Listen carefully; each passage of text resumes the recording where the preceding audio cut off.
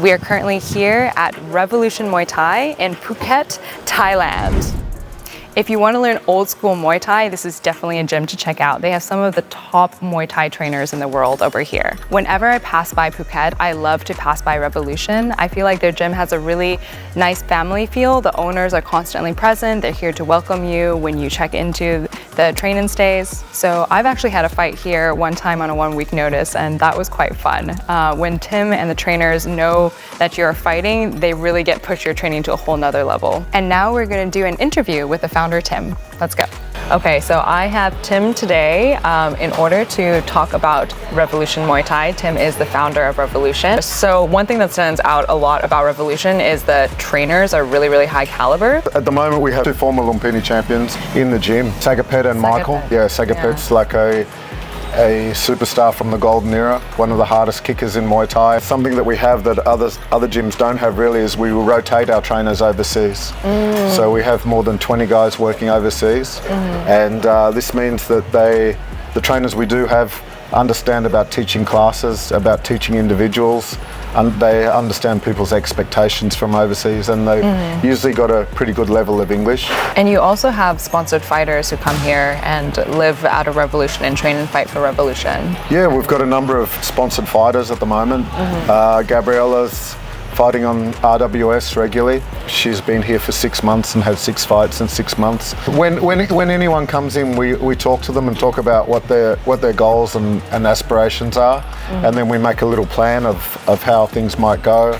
They usually fight locally first, and then we can have a look at their level. And as we develop them, then we can choose when we're going to put them to fight in Bangkok.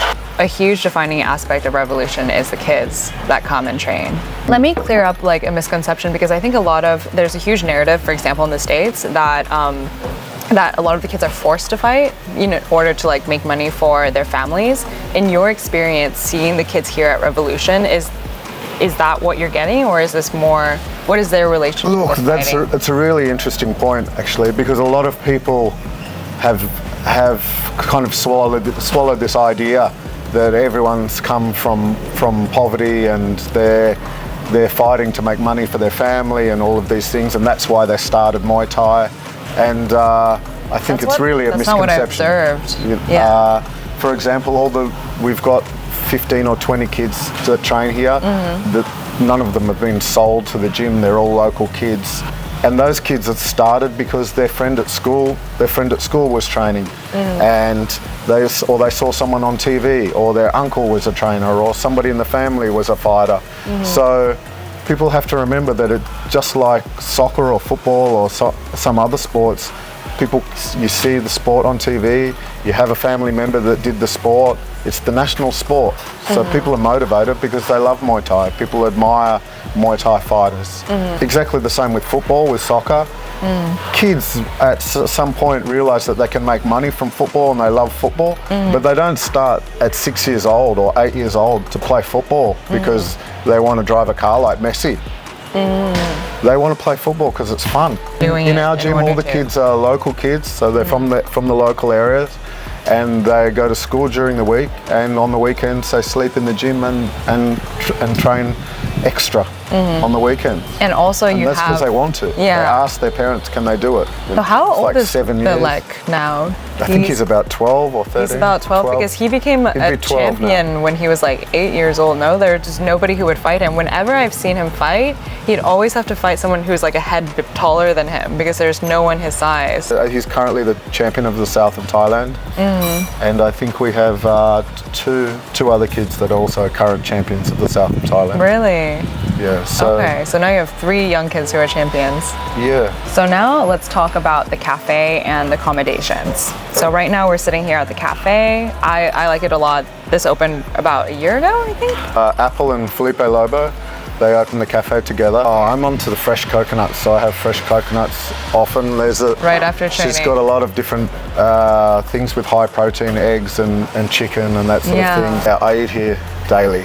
When people train in Thailand, Thai food is cheap, and often it's not. Often there's a lot of oil and sugar in it. Apple lived in Australia, so she has a cafe with Western style cafe food as well as a couple of Thai dishes, and it's healthy, and the smoothies are with or without sugar. so that you can, when you train, keep to a strict diet, or at least have a healthy breakfast, and then choose what you're going to eat later on. No, nice. Yeah, okay, I might order something to take away then. And then now let's talk about the accommodation. So we've got 3 choices with accommodation.